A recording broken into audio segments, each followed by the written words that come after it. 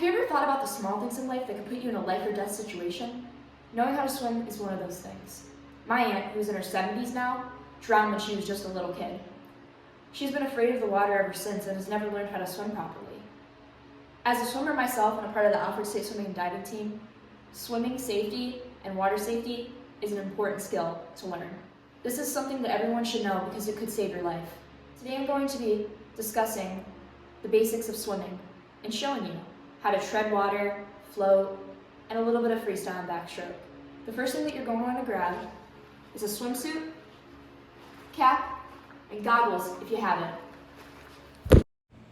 All right, so now we're in the pool. The first thing that we're going to practice is treading water.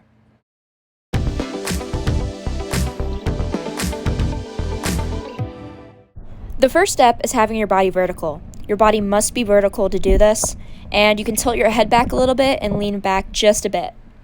The second step is learning how to scull with your hands. You can do them together like this, sweeping out at the same time and back in. Or you can do it this way, one after the other, moving your hands in circles going opposite directions simultaneously. The third step is moving your legs. You can do this as a breaststroke kick, like so, moving your legs up, out, and around together at the same time.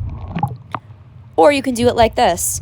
This is called the egg beater kick. You move your legs one after another in circles.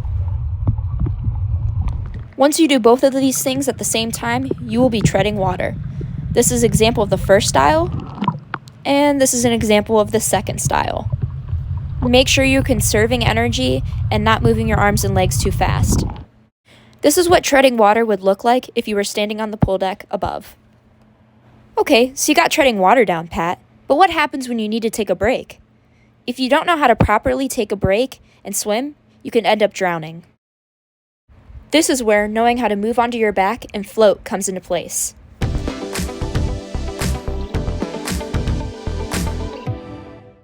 Once you start to notice that you're struggling, you're going to lean onto your back and start moving your hands back and forth on each side.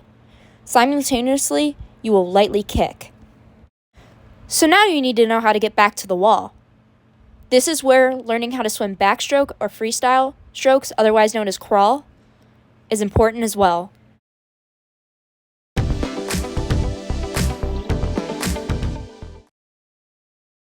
In order to accomplish this, you're going to need to have a strong kick first. Your kick aims to be kind of like scissors almost, moving your legs back and forth, up and down, up and down. In backstroke, your arms are going to be moving backwards over your head, kind of like a backwards windmill, pulling simultaneously as you're kicking. But in freestyle, your arms are going to be moving over your head, one after another, simultaneously as you're kicking. So, for example, if you notice you're starting to struggle, you can lean onto your back, float, and then go into a nice backstroke into the wall.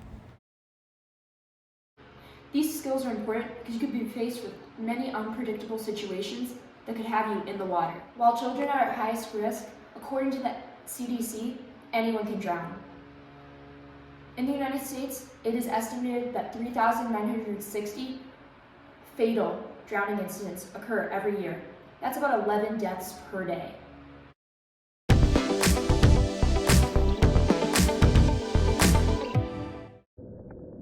Here's an example of a life or death situation. Imagine you're with your friends and they're playing around, and one of them pushes you in or you accidentally slip.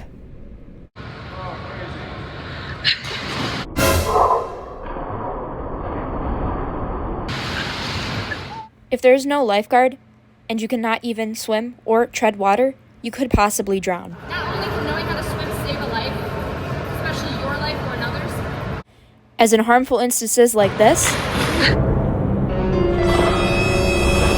but you can also safely do fun things like this. Count on, one, go! In order to have fun and do so safely, like in the previous video, you need to know these skills, which are treading water, floating on your back, and basic strokes like backstroke and freestyle. You never know if you're going to be in a situation where you need to know how to swim or at least tread water, and you'll never know if there's going to be a lifeguard present.